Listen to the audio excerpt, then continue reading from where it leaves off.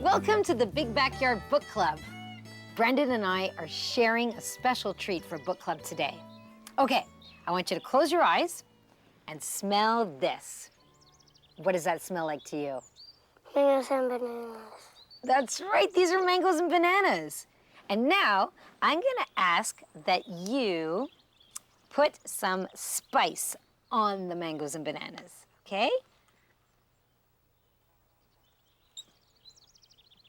Perfect. Okay, so what does this smell like to you?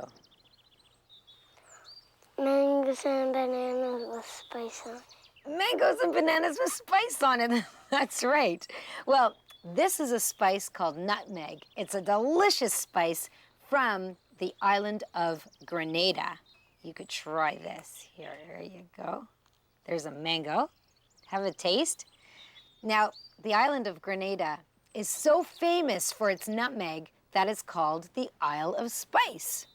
So today in book club, we're gonna read a story called The Nutmeg Princess.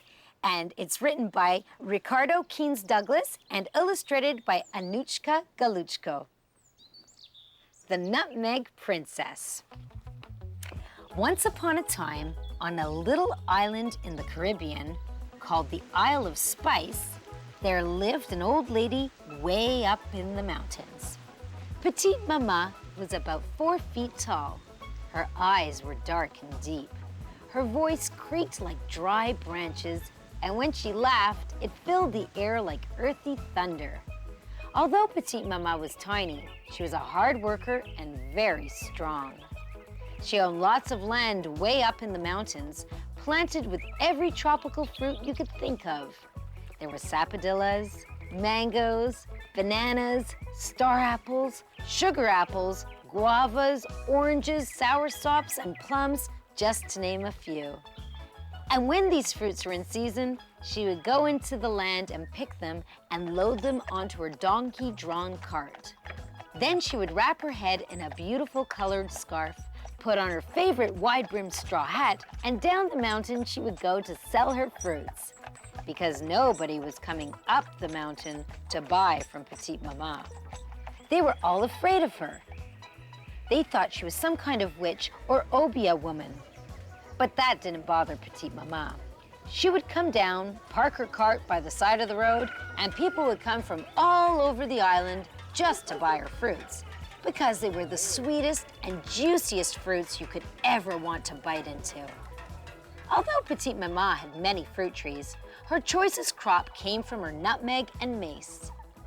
Further up the mountain, just past her nutmeg trees, there was a bottomless lake in the middle of a volcano.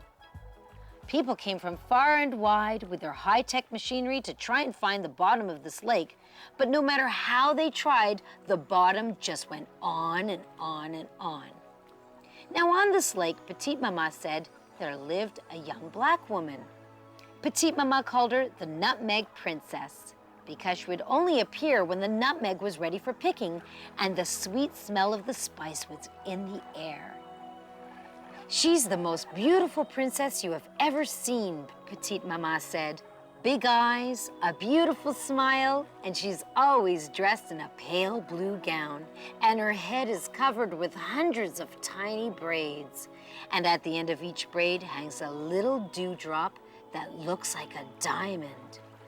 Petite Maman continued, "It's the kind of beauty you can't put words to. Her beauty flows from inside her soul." And when she came, she would sit in the middle of the lake on pieces of bamboo tied together by straw and just drift, humming a soulful song. Sometimes it was sad, sometimes it was happy, and in the blinking of an eye, she would disappear. Petite Maman was the only one who had ever seen this little black princess on the lake. That's why people from the town gossiped about her and thought her a wee bit strange. Now in that same town lived a boy named Aglo. His parents didn't have much, but the little they had was all they needed to be happy because Aglo's home was full of love and material things didn't matter to him. His best friend was a chubby-faced girl called Petal, and she lived a few houses down the road from him. Aglo and Petal loved to read. They were very fortunate because Petal's father was the librarian in the town. He would bring home all kinds of rare books, and they would sit on the steps or under a mango tree and read to each other, losing themselves in the magical pages of those books. Aglo was not afraid of Petite Maman because to him, she was just another human being. Every time he would pass her selling her fruits, he would shout out, "Do you want any help today, Petite Maman?"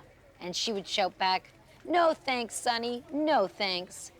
Some days she would surprise him and throw him a book.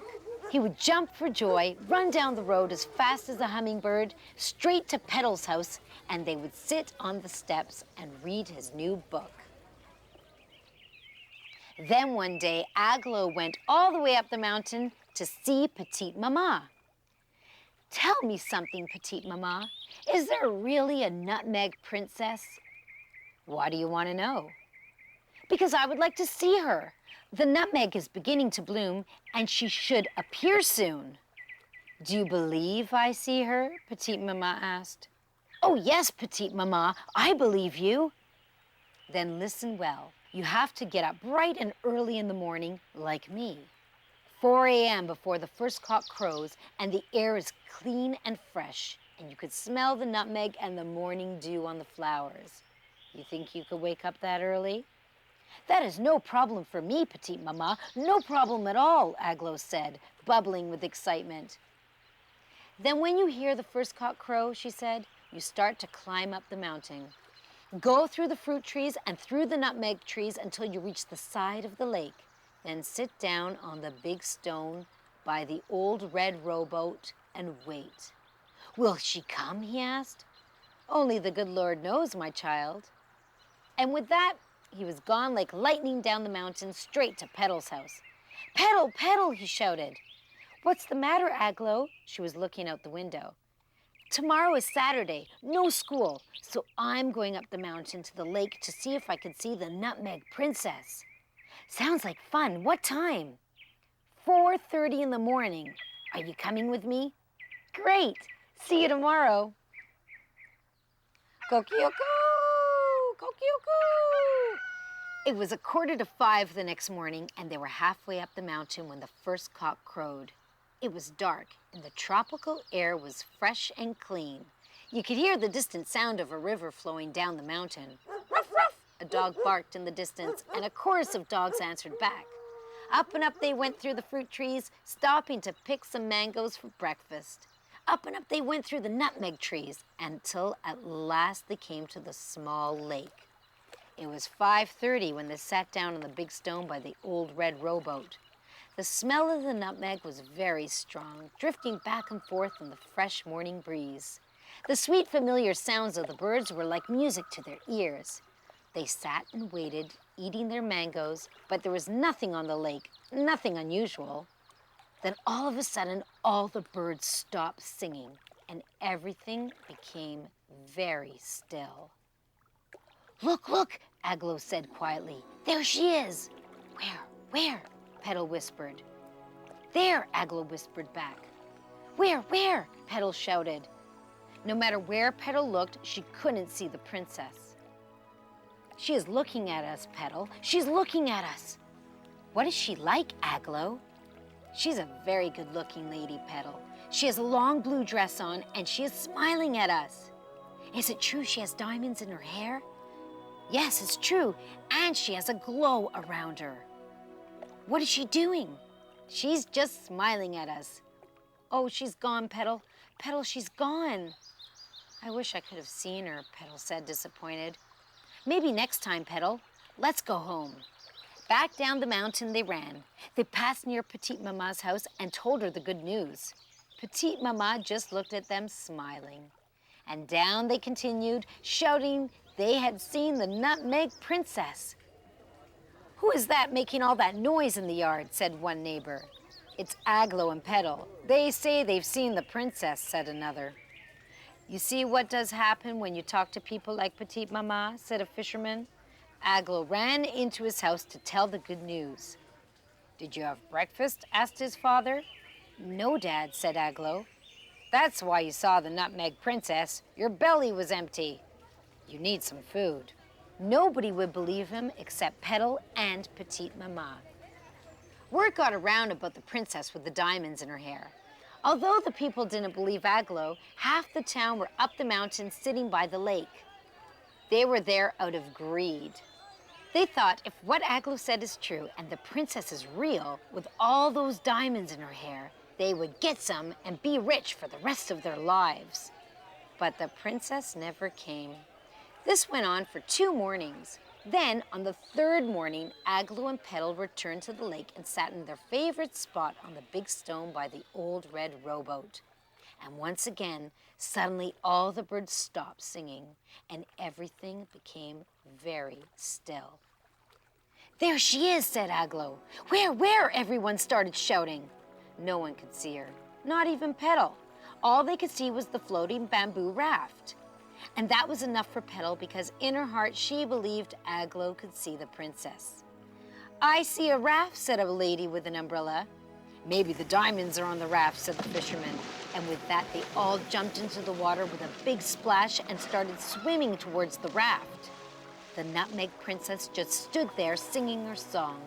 It was a sad song because she saw how the people only cared for riches and nothing else.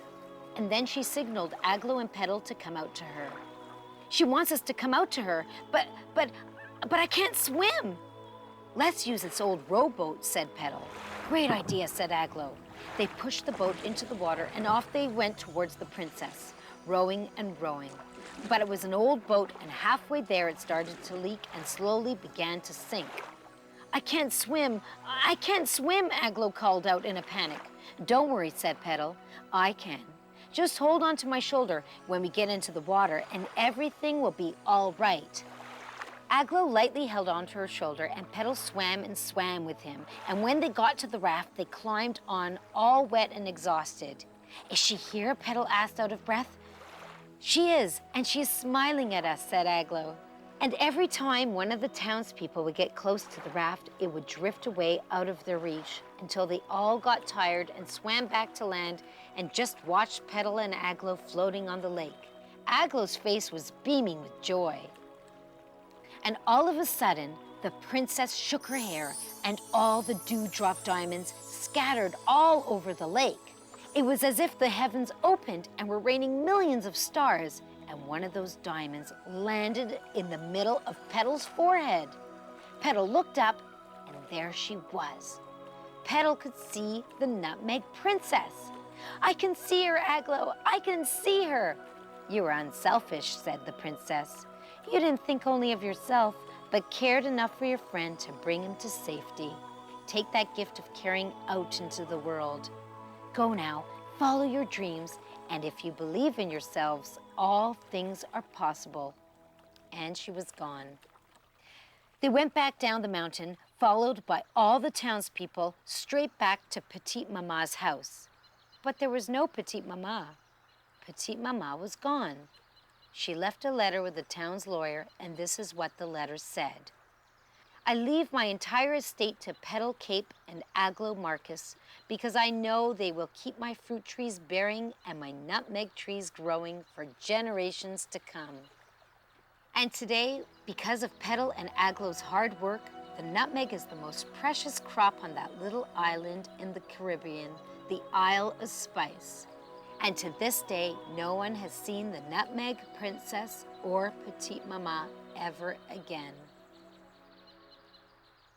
Now it's your turn. Go take a look for a book. Share with someone who cares. Every day, it's a need. Every day, you've got to read. Bye for now. The Nutmeg Princess was written by Ricardo Keynes Douglas and illustrated by Anushka Galuchko. To join the Big Backyard Book Club, go to www.tvokids.com and press the Big Backyard button.